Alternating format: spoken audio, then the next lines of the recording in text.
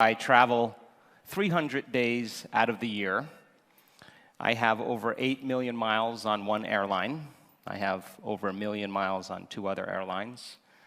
My company runs events all over the world. We run large-scale events for thousands of people for week-long retreats, and we interact with hotel administration all the time. Part of my company is actively engaged in negotiating contracts all the way through 2021. So I have an opportunity to spend quite a bit of time in hotels, and as you know, you can go to a hotel that's recognized as a wonderful resort, acclaimed as a platinum 5-star hotel, and have mediocre service, or you can go to just a nice hotel and have great service, and you'll always return to the hotel that has great service. And so I've become quite an expert in travel over the last 20 years, and I want to talk to you about what it is to create change in a culture, how to inspire people to become defined by a vision of the future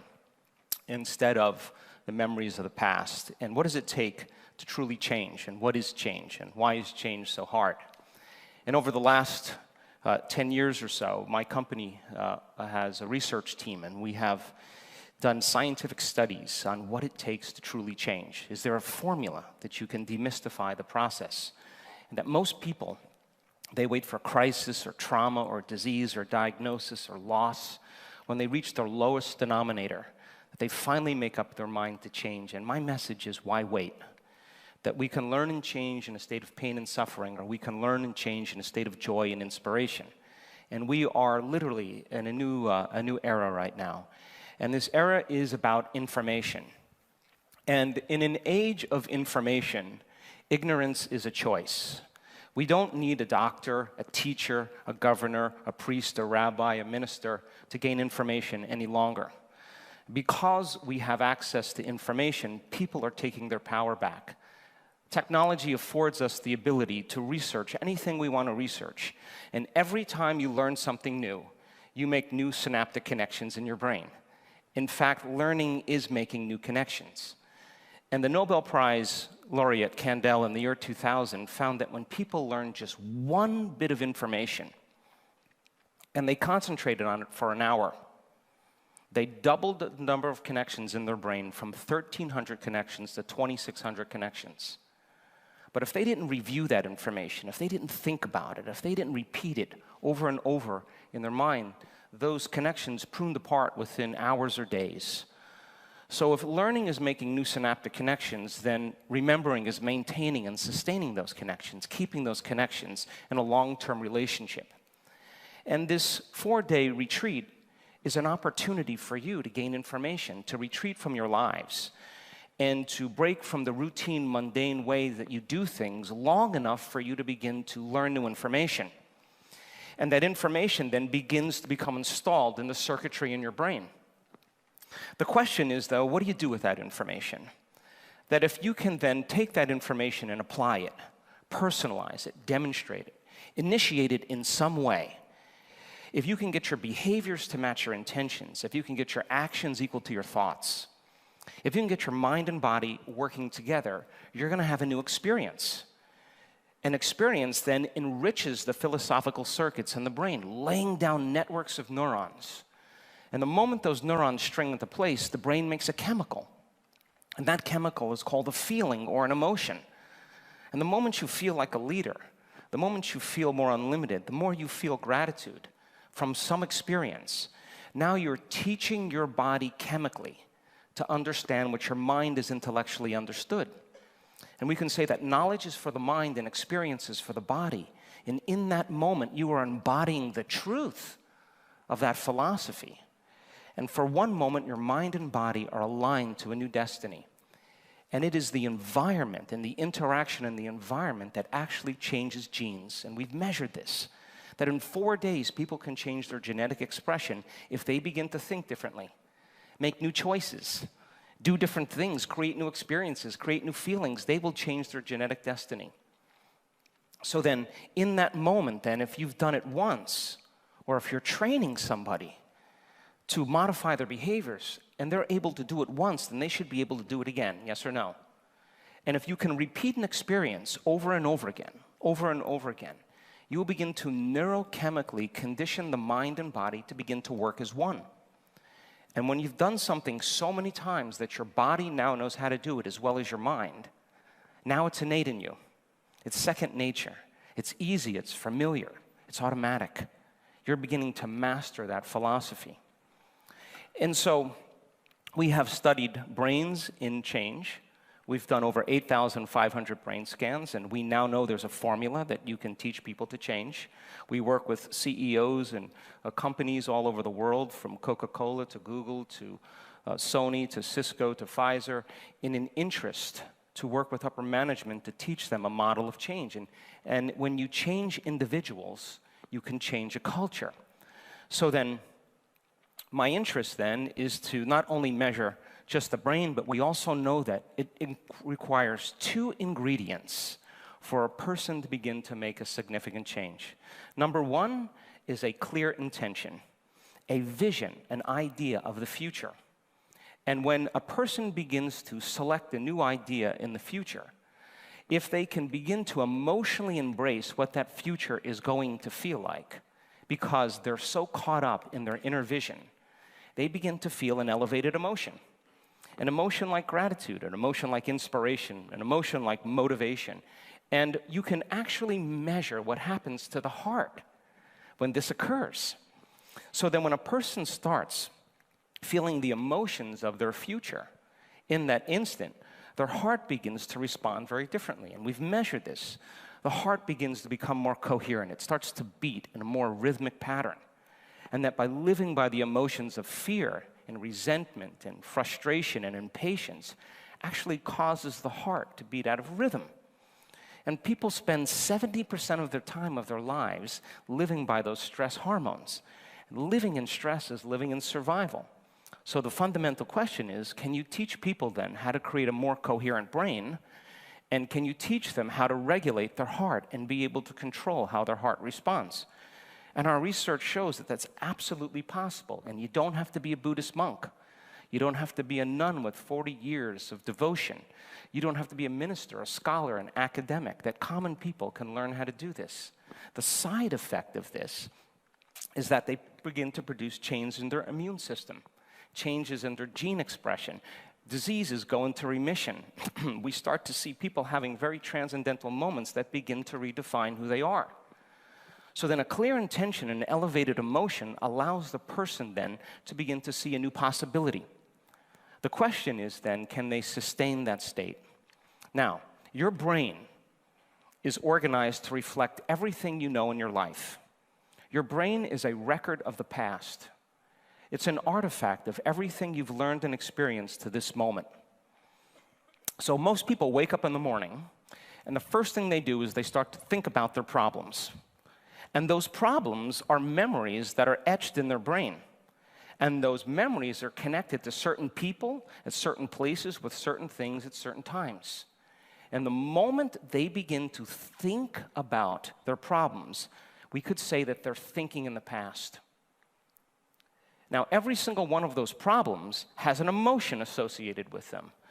So then the moment they think about a problem, the brain turns on circuits that are connected to the past, and then all of a sudden they start feeling unhappy. They start feeling unworthy. They start feeling fear or anxiety. Now, thoughts are the language of the brain, and feelings are the language of the body. And how you think and how you feel creates your state of being. So most people start their day from a state of being that's completely derived from the familiar past. And when people live in the familiar past, they will create a predictable future. And then they get up and they do a series of routine automatic behaviors. They stretch, then they grab their cell phone, they check their WhatsApp, they check their text, they check their email, they check their Facebook, they take a picture of their feet, they post it on Facebook, then they tweet, then they Twitter, then they check the news, and then all of a sudden now they're connected to everything known in their lives. And then all of a sudden they go through that same routine behavior. From waking up, getting a cup of coffee, taking a shower, driving to work, and they're in a program. And then we could say then their body is dragging them into a predictable future based on what they did in the past. And 95% of who we are by the time we're 35 years old is a set of memorized behaviors, emotional reactions, unconscious beliefs and perceptions, hardwired attitudes that function just like a computer program. The person has a thought or a reaction to something in their environment, and then they go unconscious. And so people in the midst of change are trying to use 5% of their conscious mind to work against 95% of what they've memorized subconsciously, because they've been doing it for 10 or 20 years, and their body is on autopilot. And we can say then that person has lost their free will to a program, and they're headed for a genetic destiny. So if we're not defined by a vision of the future, then we could say then, for the most part, we are living by the memories of the past. And we could say then a person who's in this state believes in their past more than they believe in their future. It means they're romancing their past and more in love with their past than they are with the future. That they're telling the same story of their past instead of telling a new story of their future. And the latest research in neuroscience shows that memory is creative, which means then 50% of what you talk about in your past isn't even the truth, that you make stuff up. That means that so many people are reliving a miserable life that they never even had. And they do that because it reaffirms their identity. Now, so a person then, if they wake up and they feel like a failure, the moment they feel like a failure, they're going to think thoughts equal to how they feel. They are going to think they're a failure. And when they think thoughts that are related to failure, they create the same chemicals in their body to feel more like a failure. And the brain's checking in with the body, and the body says, yeah, you're really a failure, and then you start thinking more thoughts. And this cycle of thinking and feeling and feeling and thinking conditions the body to subconsciously become the mind of that emotion. And the body, as the unconscious mind, does not know the difference between an actual experience in your life that creates an emotion and an emotion that you're creating by thought alone. The body is believing it's living in the same past experience 24 hours a day, 7 days a week, 365 days a year. And the redundancy of that cycle then conditions the body to become the mind of that emotion. Now the body's literally in the past. And you can't create a new future holding on to the emotions of the past. So you say to the person, why are you this way? Why are you suffering? Why are you unhappy? Why do you feel so much fear? And they'll say, I am this way because of some experience that's happened to me 25 years ago. And the stronger the emotion people feel from some event in their environment, the more altered they are in their inner state, the more they pay attention to the cause. And in that moment, the brain takes a snapshot, and that's called a memory. And people think neurologically within the circuits of those past experiences, and they feel chemically within the boundaries of those emotions, and that becomes their identity. And so they spend their whole entire life waiting for something outside of them to change how they feel inside of them. So then, to change then is to be greater than the body as the mind, to be greater than those automatic habituations and unconscious programs. Now, if you're not being defined by the vision of the future, your vision of the future, and you wake up in the morning and you come to your senses, it's your senses that plug you into the reality that you live. And the moment you come back to your senses and you start seeing the same people and you go to the same places and you do the exact same thing at the exact same time, it's your outer environment that's controlling how you think and feel. And we can say then that your outer environment is controlling your thoughts and feelings. So you say to someone, why are you in a bad mood? I'm in a bad mood because of that person or that experience, which means then the person is a victim to their environment because they're allowing their outer environment to control their inner environment. Are you with me still? So then, how many people in this room believe that your thoughts have something to do with your destiny? I'm curious. That the way you think has something to do with your future. So you think 60 to 70,000 thoughts in one day. Out of those 60 to 70,000 thoughts that you think in one day, 90% of those thoughts are the same thoughts as the day before. So if you believe that your thoughts have something to do with your destiny, and 90% of those thoughts are the same thoughts as yesterday, your life is going to stay the same, because the same thoughts always lead to the same choices. The same choices always lead to the same behaviors. The same behaviors create the same experiences, and the same experiences produce the exact same emotions. And those same emotions influence your very same thoughts, and your biology, your neurocircuitry, your neurochemistry, your hormones, and even your genetic expression is equal to how you think, how you act, and how you feel. So it makes sense then, when you begin to learn new information, if you can take that information and do something with it when you leave this event and make a new choice will lead to a new behavior. A new behavior creates a new experience produces a new emotion then inspires new thoughts, and we would call that evolution. So then your personality creates your personal reality. That's it. That is it. And your personality is made up of how you think, how you act, and how you feel. So the present personality that's sitting here today called you has created the present personal reality that you have, your life. Yes or no? So then, if you think the same way, you act the same way, and you feel the same way, then your life stays the same. But if you can teach people how to change the way they think, change the way they act, and change the way they feel, they will begin to create a new life. How many people understand? So then most people try to create a new personal reality has the same personality, and it doesn't work. That you literally have to become someone else. Now think about this. I said to change is to be greater than your body. The body as the mind that's been conditioned over time, emotionally and habitually. To change then is also to be greater than your environment, to be greater than the circumstances in your life. And every great person in history understood this, that they were defined by a vision of the future, so much so that they began to live as if that future reality was already manifesting. They weren't waiting for it to happen, they were creating it. And to change then is to be greater than time, to not be in the program of the familiar future or the predictable future or the familiar past, to teach people how to be present. And so, in the hotel industry, when I check into a hotel, I can tell you in 2 seconds if the staff is trained. I can tell you because I'll know if they're authentically connecting with me, if they're present with me, if they have the ability to connect, to collaborate, to begin to emotionally interact, that they have some quality, some essence that's authentic. And that authenticity, turns out, is just training. It's just teaching people some really simple skills.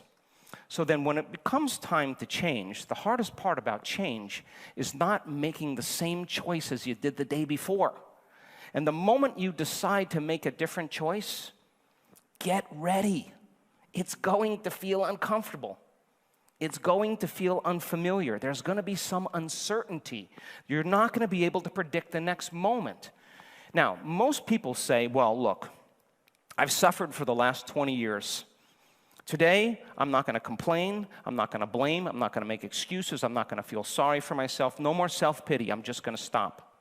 Now, they've been thinking and feeling this way for 30 years, and all of a sudden, they're going to stop. First 2 hours goes really well. Then they break a fingernail, or they run out of toilet paper, and their day is ruined. And all of a sudden, then, the body is saying, hey, you have been feeding the same chemistry to this body by feeling the same emotion, and now there's a disruption. Now remember, the body's the mind. So the moment the person makes a different choice, the body starts saying, well, let me influence the mind. And all of a sudden, a person starts hearing these voices in their head. You know, start tomorrow. This doesn't feel right. It's your mother's fault. It's your ex's fault. I'll never change. It's too hard. And if people respond to that thought as if it's true, that same thought leads to the same choice leads to the same behavior creates the same experience produces the same familiar emotion, it reaffirms their identity, and they say, this feels right, feels familiar. That going from the old self to the new self is the neurological, it is the biological, it is the chemical, it is the hormonal genetic death of the old self. And in that void, in that unknown, that is the perfect place to create from. That means then, people say to me, I am in change and I can't predict my future. And I always say the same thing to them. The best way to predict your future is to create it. Not from the known, but from the unknown. What thoughts do you want to fire and wire in your brain? What behaviors do you want to demonstrate in one day? And the act of closing your eyes, this is neuroscience now. You can teach people how to do this and have them mentally rehearse what they're going to do. We do this in corporations. All of a sudden, the person gets so present what they're about to do, and they start rehearsing it in their mind, that their brain doesn't know the difference between what's going on out there and what's going on in here. And all of a sudden, they start to install the neurological hardware in their brain in preparation for that day. The brain looks like they've already done it. And if you keep doing it over and over again, the hardware becomes a software program. And what do you know? All of a sudden, this person starts acting like a happy person. Well, they installed the circuits to do that. They start thinking in new ways. There's no magic there. And then, can you teach a person how to emotionally condition their body into the future? Which means then, they're not going to wait for their life to change to feel gratitude or to feel wholeness, or feel love. That is an antiquated model of reality. People spend their whole life waiting for something outside of them to change how they feel inside of them. And they spend their whole life living in lack and separation. But when they begin to emotionally teach their body what that future feels like, their body, as their unconscious mind, begins to believe that they're living in that future reality in the present moment. And the side effect of that now is they start feeling like it's already happened. And now they're no longer looking for change in their life. They are the change in their life. How many people understand? So then, we work with companies and organizations about this concept about creating a culture. How do you change a culture? And what is culture? There's a neuroscience to culture. You have a brain, and you share the same brain as the person next to you in a very, very gross anatomy sense. And because the gross anatomy of the brain is very similar from person to person, we have some very universal traits. We smile when we're happy, we frown when we're sad, we sleep at night, we grab a stick the same way, and structure and function are highly related. But then we have our individual traits, and our individual traits is a reflection of how we're wired in our brain. That is the gross anatomy compared to our minute anatomy. And you're wired differently from the person sitting next to you because it's a combination of nature and nurture. And is it nature or nurture? The answer is yes. It's both. So then, your experiences, the things you've learned, and your genes wire your brain. So then, what is the bridge that connects it? Well, we could say then, it's like having a hand. Everybody has a hand. That's the gross anatomy. And then there is your fingerprint, and that's your individual trait. That's the minute anatomy. So then the bridge between our universal trait and our individual trait is called culture. And cultures are created by environment. And what is environment made of? People, objects, spaces, things, places, and time. And creating an environment that is novel or unique creates a change in culture. Now, cultures are usually based on the past. What has sustained a culture is because of the environment. So a culture of northern Mongolia would be very different than a culture in Holland, just because of a different environment. Would you agree? And so they develop certain customs, certain traditions, certain language, certain survival skills. They have their particular habits, their nuances, their attitudes, their beliefs, their art, their history, and their social structures. But most cultures are defined by the past. So then we have this idea of changing a culture by a vision of the future that we would call our future present cultural reality, or then there is the memory of the past. That is our past present cultural reality. So then, If you combine a clear intention with an elevated emotion, and a leader does this very well, because when a person comes out of the resting state and they can begin to emotionally connect with the leader's future, they will no longer be looking at their future through the lens of the past. They will see a new possibility. And when you combine that clear intention with an elevated emotion, the thought and the feeling creates a new state of being. And a new state of being is a new personality. And teaching people how to sustain that state for an extended period of time, all of a sudden, you start experiencing what we call flow, or magic, or the universe working with us, or opportunities begin to all of a sudden start to appear before us. So you keep people living by the same unconscious intentions and same familiar emotions, they will be predictable and nothing will change. So we could say then, if you combine a clear intention with an elevated emotion, you're beginning to change your state of being without something in your outer environment. This is all happening in your inner environment. If you're living by the past, you're creating memories from your outer environment. So then, there are 5 types of motivation that we've studied. The highest form of motivation is called duty motivation, purpose motivation, or what we call mission motivation. It is a vision that's bigger than you. And the bigger the vision that is more inclusive, the more selfless it is, the more a person will be inspired. That is the highest form of motivation. Transforming individuals in order to transform the world or the culture is my mission. I live by that every day. It gets me up in the morning. I can travel for 3 weeks at a time. I don't mind doing it. I come home for 4 or 5 days and I leave for 3 weeks again. That's my life because I'm mission motivated. The next form of motivation is called personal conviction motivation, self-starter motivation, or what we call entrepreneurial motivation.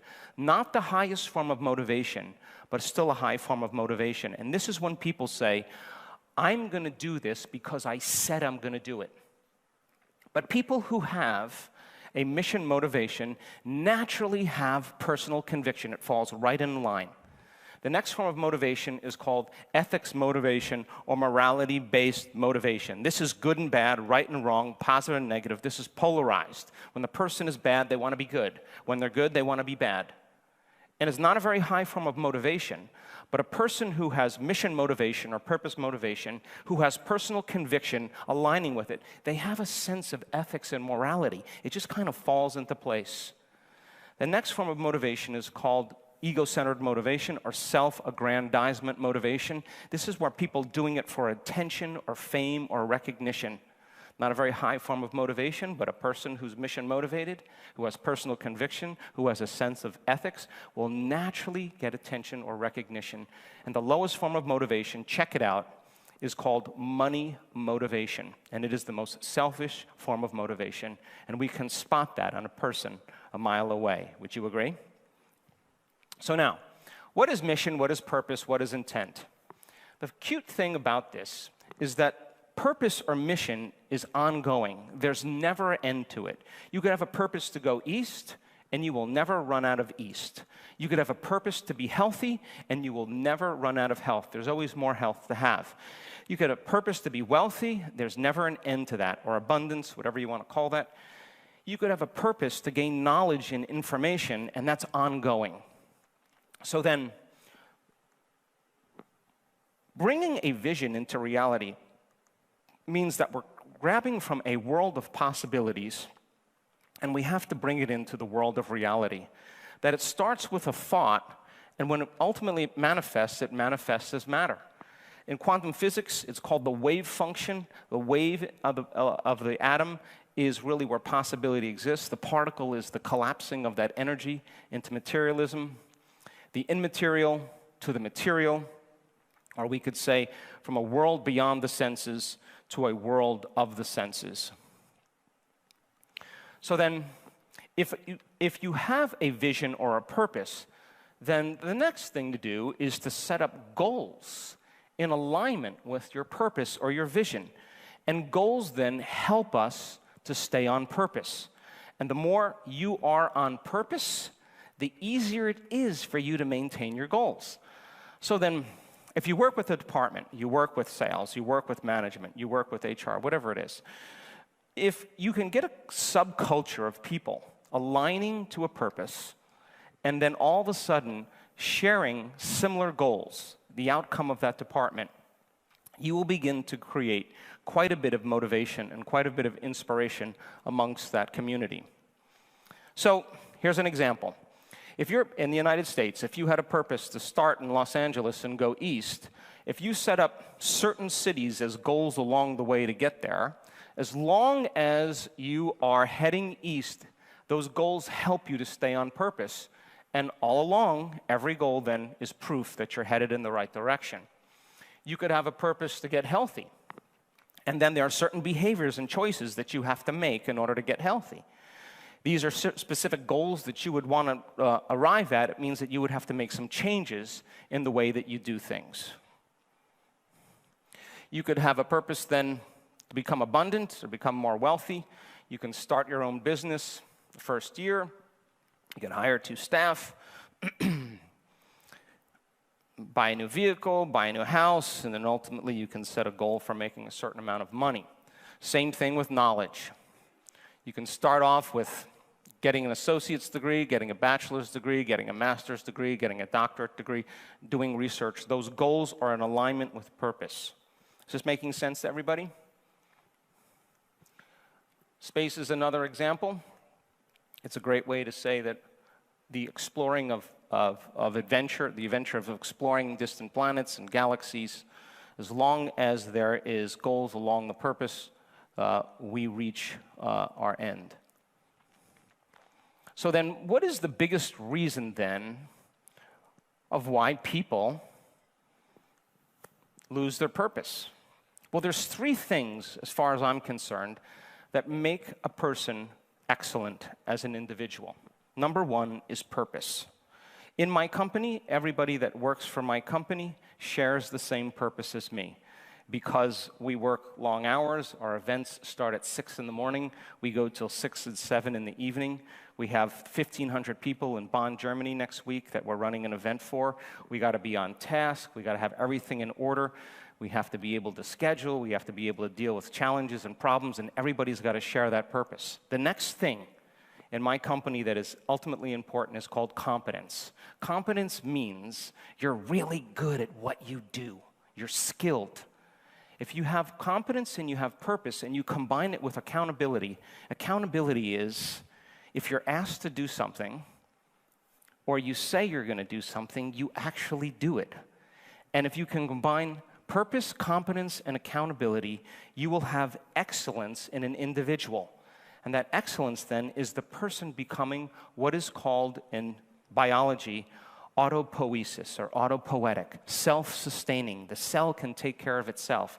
The individual can take care of it, of his or herself. So then purpose, competence, and accountability diminishes the amount of management you have to do because it creates trust in the culture. In other words, if you're on purpose, you're competent and you're accountable, and I'm on purpose, I'm competent and accountable, I don't have to think about you. Nobody has to think about you. You're doing your job. The moment a person either is less competent, less accountable, or loses their purpose, they will be outstanding. They will stand out in the culture because someone is going to have to stop doing what they're doing and shift their attention to what the other person is doing.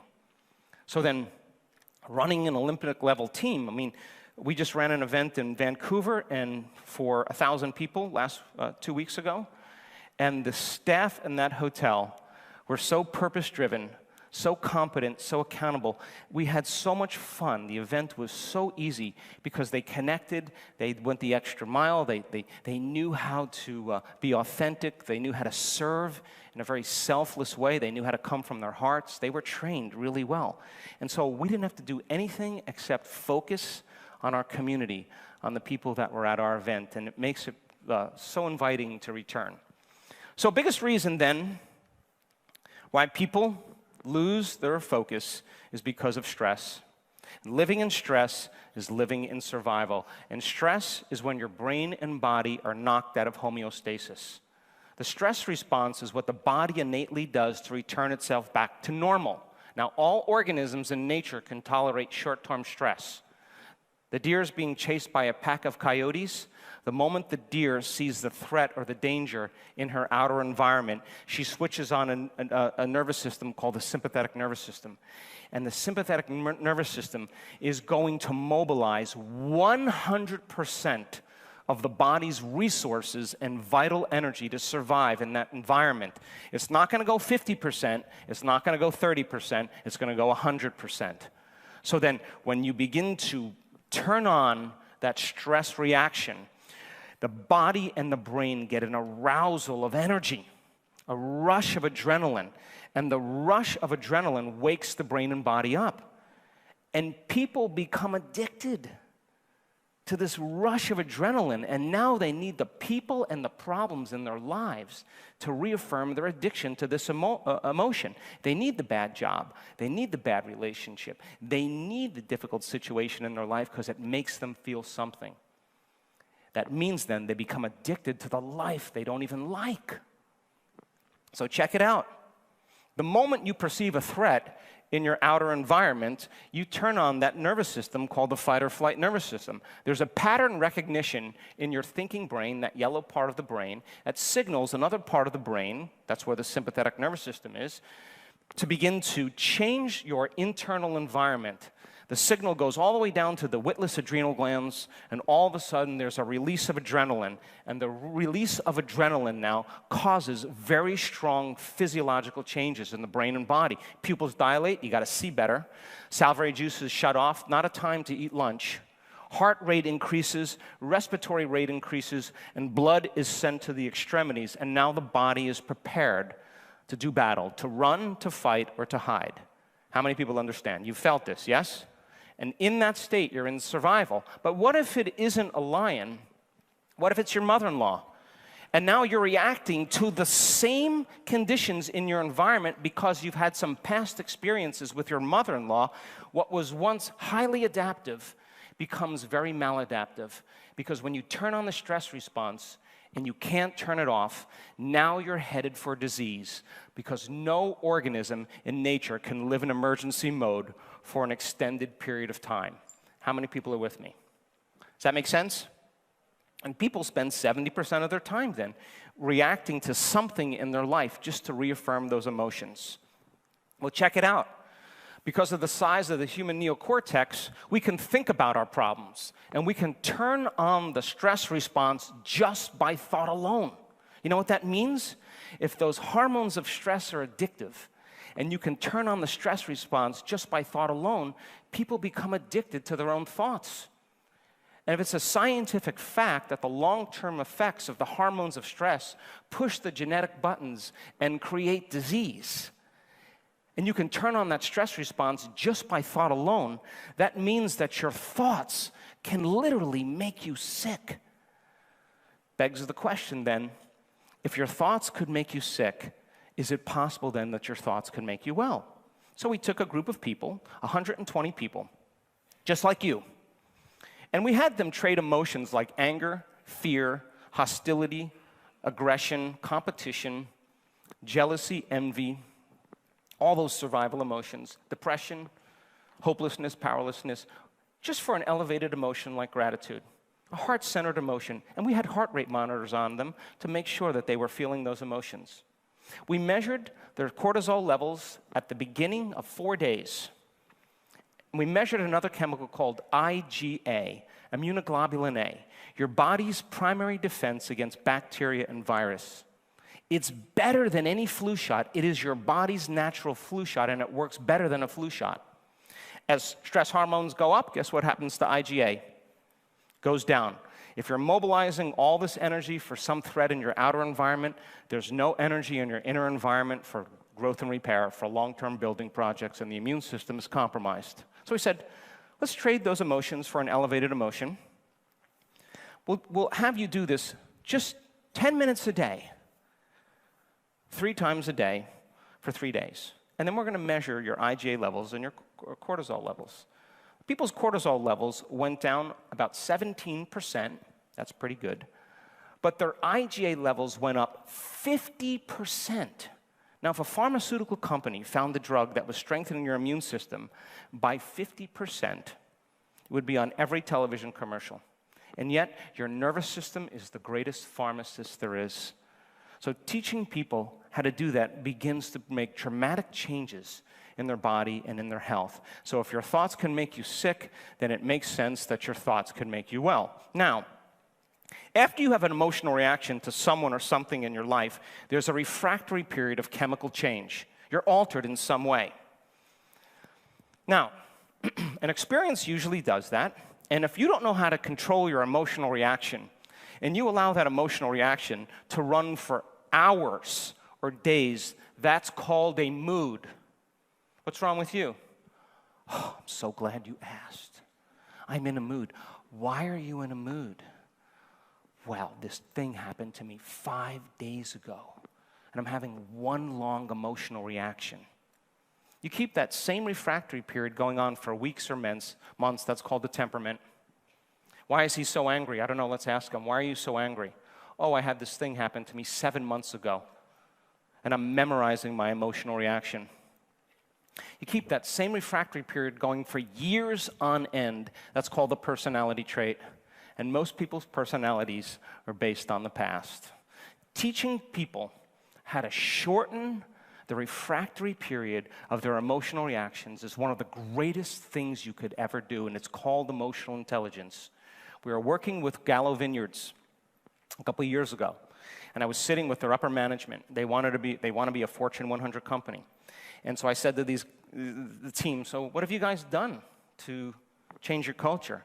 They started, oh, we did this, we did that, and we studied emotional intelligence. And I said, so what's emotional intelligence to you? They looked at each other and they said, I don't know. I said, you had a 3-day seminar, you can't tell me what it is. I took out a napkin, I drew this little thing, and I said, shortening your refractory period to your emotional reactions is emotional intelligence. And they, and that's it. So then, if you can't stop some emotion, then it means then you must be addicted to it, because an addiction is something you think you can't stop. So then teaching people how to do that and to regulate their inner world begins to produce a more productive, a more innovative, a more creative, a more sophisticated, a more creative and connecting person. So then you either live in a state of survival, and that's living in stress, and living in survival is not a time to learn, it's not a time to open your heart, it's not a time to create, it's not a time to have a vision, it's a time to run, fight, or hide. And so most companies, 8 hours a day, people are living in emergency mode, and they can't connect, they can't trust, they can't give thanks, because the primitive system is switched on, and you don't trust in the jungle. You don't open your heart, you would be vulnerable. You got to compete. And so then changing the culture then is redefining it by changing the people. And when you change the people, you change the culture. So then, your thoughts and feelings come from your memories. You take a series of thoughts that are connected to feelings, a thought and a feeling, a thought and a feeling, a thought and a feeling. That's called an attitude. You have a series of good thoughts that are connected to a series of good feelings. You have a good attitude today. You have a series of negative thoughts that are connected to some pretty bad feelings. You have a bad attitude today. So if how you think and how you feel creates a state of being, attitudes are just shortened states of being. You could have a good attitude in the morning and a bad attitude in an afternoon. If you take an attitude, an attitude, an attitude, and you start combining them together, those attitudes then ultimately form what's called a belief. And a belief is just a thought you keep thinking over and over again until you hardwire it in your brain. And all beliefs are based on past experiences. And those experiences have emotions, and the moment you have an experience and you feel altered about that experience and you draw a conclusion about that event, you just created a belief. And the boundaries of people's beliefs are how they feel. So if how you think and how you feel creates a state of being, and the repetition of thinking and feeling over and over again conditions the body to subconsciously become the mind, most beliefs are subconscious states of being. People have beliefs about money, about relationships, about love, about God, about food, and it's all based on past experiences. You take a belief, and you string them together, you form what's called a perception. And perceptions have everything to do with the choices you make, the things you create, the relationships you have, and the behaviors that you demonstrate. So then if you want to study someone's beliefs and perceptions, study their behaviors, especially when they're alone. So attitudes create beliefs, beliefs create perceptions. How many people are still with me? So we live in two states of mind. Living in survival is living in stress. And of course, then living in stress, there is contraction in the body. There is contraction in tissues. There's contraction. We move into dis-ease or imbalance. There's always breakdown in the body when that occurs. There'll be degeneration if it goes on for an extended period of time. Fear, anger, sadness, primary emotions. In survival, you're living in a very selfish state. And when you're being chased by T-Rex, you're thinking about only three things. Your attention is on your body. Your attention is on your environment, where you're going to run, and your attention is on time. How much time do I have to get there? The body, the environment, and time. And then, of course, we become enslaved to the rules of the body, the environment, and time. There's always energy lost. The person is living in emergency mode. They narrow their focus on something, an object, a thing, and they can't stop thinking about it. In fact, when a person is addicted to the hormones of stress, 10 great things could happen in their day, and one bad thing will happen, and they will obsess about that one bad thing, because in survival, you got to be ready for the worst thing to happen, because if it happens again, you got to know how to deal with it. So most people are always preparing for the worst when they live in survival. Of course, when you're experiencing stress and survival, you experience separation. You feel your senses are heightened. You become a materialist, and you experience separation from you and everybody else. And if they look differently than you, that's even more separation. And by the same means, there's you here, and then there's your dreams, and you place your dreams way over there. And most people are separate from their dreams, and they have to run and rush to get them. And that is how human beings live. Reality is determined by the senses. Most people are living by cause and effect.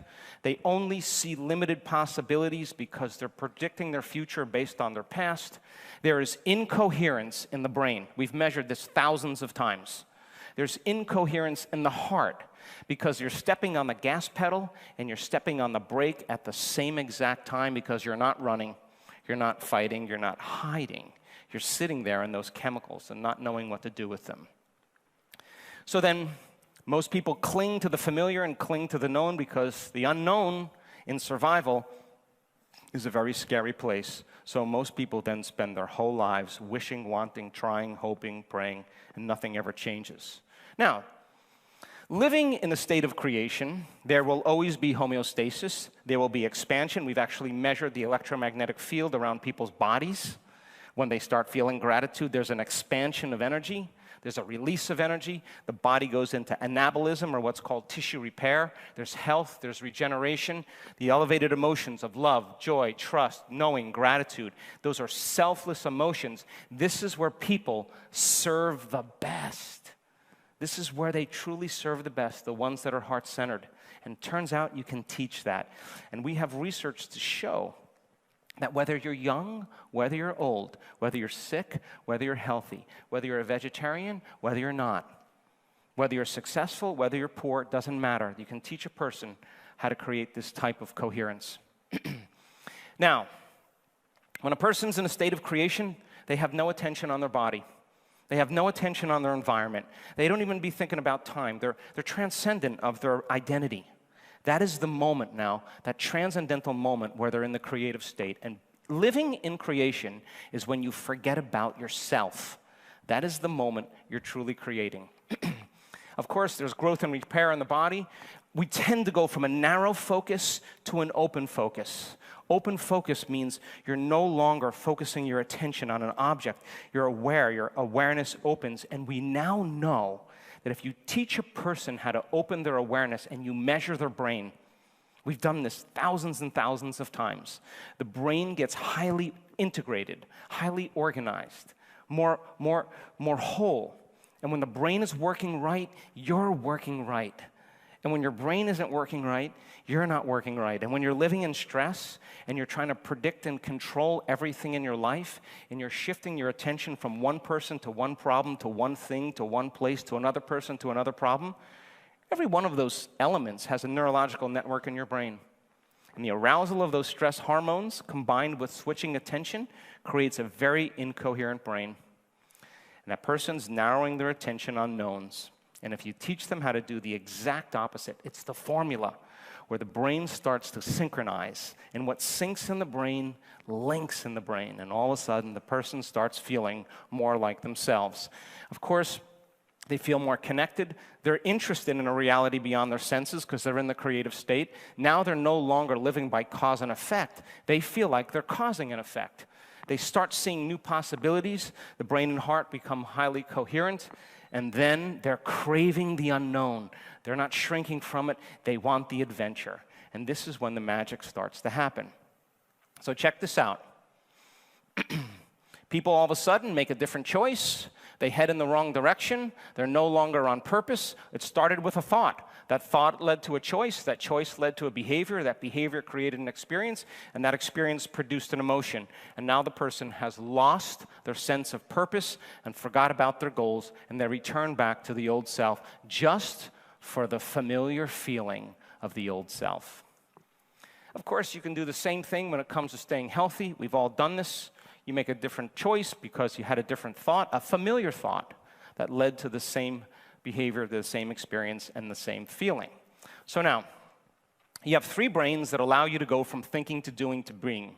The yellow brain right there is called your neocortex. It's the most evolved in human beings and dolphins. It's the seat of your identity and your personality. It's the seat of your conscious awareness.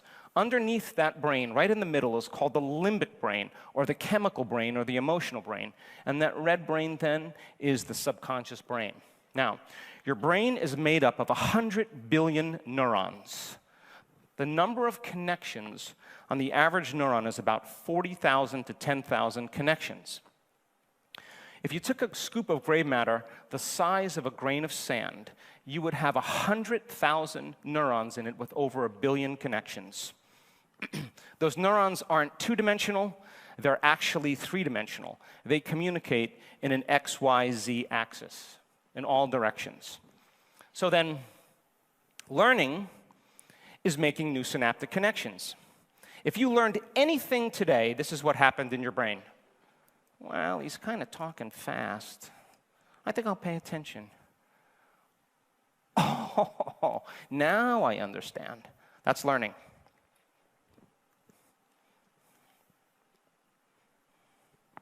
Every time you learn something new, this happens in your brain. It's happening right now. One whole neurological network connecting with another neurological network, we call this the aha phenomenon. In the brain, the sum of the parts is greater than the whole. This is understanding right there. Now, there's a principle in neuroscience that says that nerve cells that fire together wire together.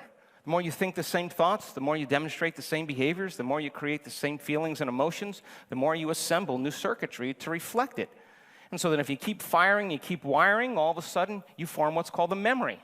And memory is the maintaining or sustaining of those connections. And now, just like any relationship, the more you communicate, the more you connect. And neurons are very, very social.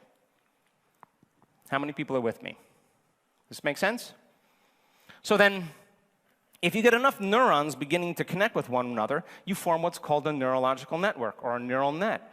And a neural net is just gangs of neurons that have just fired and wired together to form a community of neurosynaptic connections that's related to a thought, a skill, behavior, a habit, an action. It's something that you've done so many times that you no longer have to consciously think about it. But these neurological networks are not just chemical. They're, in fact, very electrical. You want to see a thought? Watch this. Boom, there's a thought. You generate more electrical impulses in your brain in one day than all the cell phones on the planet put together. And it's not coming from the breakfast you ate. You're connected to a resource of energy. So neurological networks. You have a neurological network to brush your teeth. You have a neurological network to walk, to speak a language, to complain. It's something you've done so many times that you don't even have to consciously think about it. Are you with me still? So then, knowledge is the precursor to experience. The more knowledge you have, the more prepared you are for an event. If people can get their behaviors to match their intentions, or their mind and body working together, their actions equal to their thoughts, the end product of an experience is called the emotion. Now they're embodying the truth. Knowledge is for the mind, experience is for the body. Now they're embodying that chemically. So then, this is how I raised my kids. Once you understand how you created the experience, that's called wisdom. And wisdom then is evolution, and you can then add it to your knowledge base, and that's called life. If people keep living by the same emotions every single day, and they're derived from the hormones of stress, they keep signaling the same genes.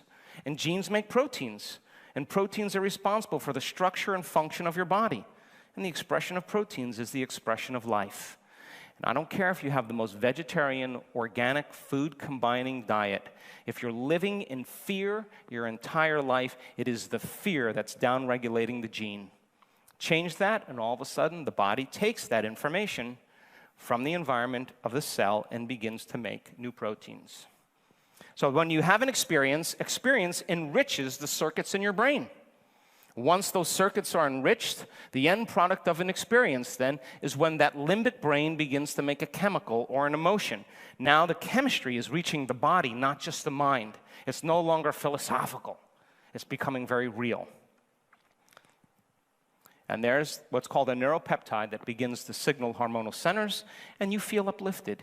You feel invincible. You feel free. You feel abundant, whatever it is. So then, here's the moment of truth. You come to the seminar this week, you gain all this knowledge and information, you're walking around your office telling a person, hey, you need to be more emotionally intelligent. You need to forgive. You need to work on this. Telling everybody everything to do. And you're invited to the party, and there's the person at the party that betrayed you, the person that you don't like, the enemy that you have. And now you walk into the woman's bathroom and you start thinking, if you're a woman anyway, you start thinking about how you're going to murder your enemy, how you're going to poison her wine. What are you going to do to get back at her because she betrayed you? Now, remember, stress is when your brain and body are knocked out of balance, but now it's not a lion, it's your coworker. So here you go, you start auto-suggesting to yourself, I hate my coworker. These are thoughts that are producing emotions. She betrayed me last year, I'm going to get her back. And now you're turning on the primitive nervous system and you're moving into emergency, and you will go unconscious and not remember anything you learned in your brain. You'll go unconscious and return back to the old self. Are you with me still? But we have this ability because of the size of the frontal lobe. Your frontal lobe is your creative center. It makes up 40% of your entire brain. This is what separates us from all other species. 40% in humans, 14 to 17% in monkeys and gibbons, 7% in dogs, 3% in cats. And if your cat is smarter than you, I'll give you an idea how much of your frontal lobe you're using. It's the seat of our free will. It's where we learn. It's where we have intention. It's where we invent. It's where we have attention. It's when we speculate new possibilities. We decide. We have behavior control. We can focus our concentration, and we can restrain our emotional reactions. This is the seat of your conscience. So here you are, the old self. You get the word that she's at the party. And we have this ability to observe our thoughts. So then if you're observing your thoughts, it means you're no longer the program. You are the consciousness observing the program, and you have to become conscious in order to change. So then you can look at those thoughts and observe them without engaging them. In neuroscience, it's called metacognition. If you observe the thought without participating in it, the observation of the thought separates you from the thought. Now you're beginning to objectify from your subjective self. And observing those or being present with them without reacting to them is the art of change. So now, here you are. You're observing those thoughts and you're settling those thoughts down, no longer firing and wiring those thoughts. And then you say, wait a second. I read the book on compassion by the Dalai Lama. I read the book by Mother Teresa on forgiveness. I went to the emotional intelligence seminar and the emotional releasing seminar. I got some circuits in my brain that I can use. So you gather yourself up in the bathroom and you say, okay, What is it to forgive? What is it to have compassion? How am I going to take this knowledge and do something with it? This is the moment of truth. So when you begin to say, what am I going to do differently? You turn on which part of your brain? The frontal lobe. That's the workshop. That's the boss. That's a CEO. That's a symphony leader. And all of a sudden now, you ask the question, what is compassion? And now you got to search for those circuits in your brain. Yeah, I got to see myself in her. I don't really like that, but I guess I'll do it. Got to let go of the past, and all of a sudden you start remembering what you've learned. When you get enough of these circuits firing in tandem, the next thing you know, you're in a scene. Your brain begins to imagine you in the future. And now when you do that, you're beginning to install the neurological hardware in your brain in preparation for walking out of that bathroom. You're priming your brain to do something differently. Are you with me still? And all of a sudden, you get a vision in your mind or a picture in your mind, and that's called intention. And if you can get your behaviors to match your intentions and walk out of that bathroom and do exactly what the book said or what the lecture said, the moment you do that properly and you follow the instructions, you start to feel compassion in your heart. You start to feel forgiveness. You start to feel an elevated emotion. And now your body is understanding what your mind understood, and you're embodying the truth of it. Now, you can't do it once and be expected to be on the stained glass windows in church. You got to be able to reproduce the experience. And Aristotle said, we are what we repeatedly do. So then, if you then begin to restrain certain thoughts, and you're no longer firing and wiring them, nerve cells that no longer fire together no longer wire together. The universal law is you don't use it, you lose it.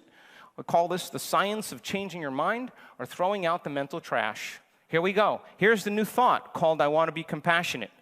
I want to experience forgiveness. You want to fire that thought. There's only one problem. Look at all these other thoughts going on in their brain at the same time. I want to murder her, or I want to get back at her. You know, all those thoughts. Those are circuits from the past.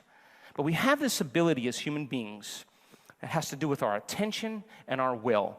If you keep firing and wiring that thought, and you keep your attention on it, where you place your attention is where you place your energy. And all of a sudden, if you keep going in spite of those other voices in your head, and you focus your attention with your frontal lobe, sooner or later, that is going to be the strongest signal to the brain. And the moment it becomes the strongest signal, watch what happens.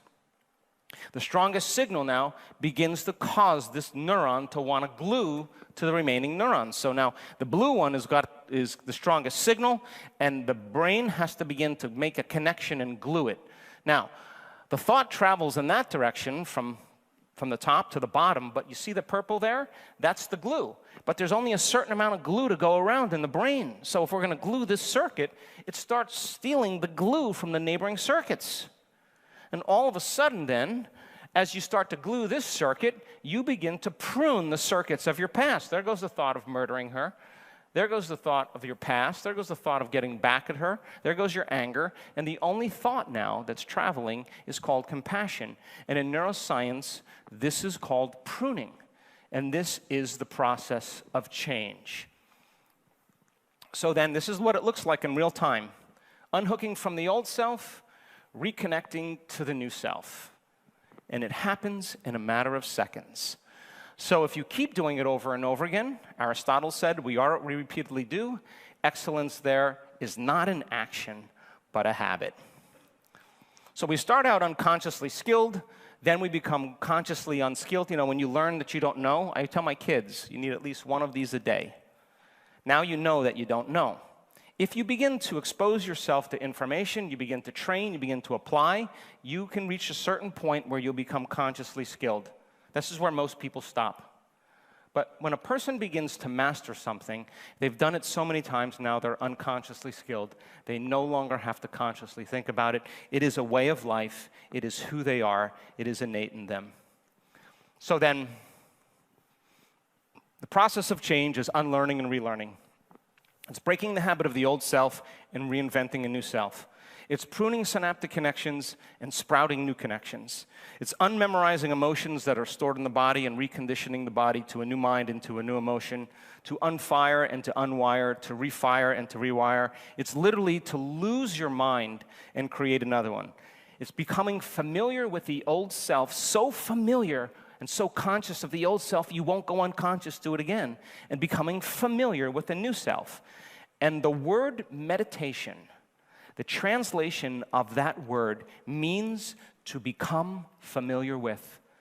That's what it means. And when you begin to become familiar with a new self, you're doing it so many times, thinking so many ways, new ways, acting in so many different ways, feeling different emotions, it begins to become familiar to you. It's deprogramming and reprogramming. It's moving from living in your past to creating a new future. It's going from an old energy to a new energy. And I've been doing this since 1999, and I can tell you, nobody changes until they change their energy. And when you change your energy, you change your life. So here's the last question. Every great person in history understood this.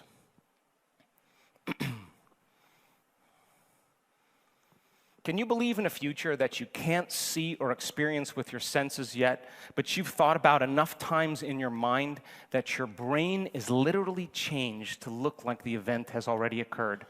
Latest research in neuroscience says it's absolutely possible.